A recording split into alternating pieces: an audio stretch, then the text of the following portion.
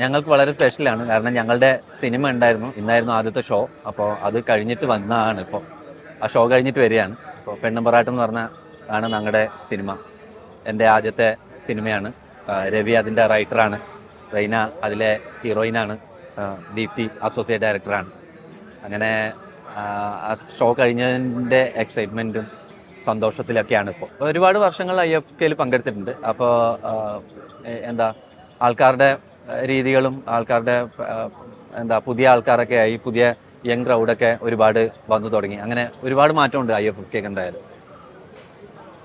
നല്ല സിനിമകളുമാണ് ഈ പ്രാവശ്യം ഉള്ളത്, കണ്ടുകൊണ്ടിരിക്കുന്നു ഓരോന്നായിട്ട്. എൻ്റെയോ ഇപ്പോൾ ഇതാണ് തൽക്കാലത്തേക്ക്. ഇത് റിലീസാവുന്നവരെ വേറെ പ്രൊജക്റ്റുകളൊന്നും അങ്ങനെ ഇല്ല. ഇനി എഴുത്തും ഡയറക്ഷനൊക്കെ ആയിട്ടുള്ള കുറച്ച് പരിപാടികളുണ്ട്. അഭിനയിച്ച അതും വരാനുണ്ട്. ഒറ്റയൊരു പടം സംവിധാനം ചെയ്യാനുള്ള വർക്കിലാണ്. അതിൻ്റെ എഴുത്ത് പരിപാടി നടക്കുകയാണ്. ഇവരുടെയൊക്കെ കൂടെ വർക്ക് ചെയ്യുന്ന ആൾക്കാരാണ്. ഒരിക്കൽ IFFK വന്നു കഴിഞ്ഞാൽ അടുത്ത പ്രാവശ്യം IFFK ഒരു സിനിമയും കൊണ്ട് വരണം എന്ന് നമുക്ക് തോന്നും. അപ്പോൾ ഒരു സിനിമയുടെ പാട്ടാവാൻ പറ്റി എന്തെങ്കിലും കൊണ്ട് വരണം എന്നുണ്ട്.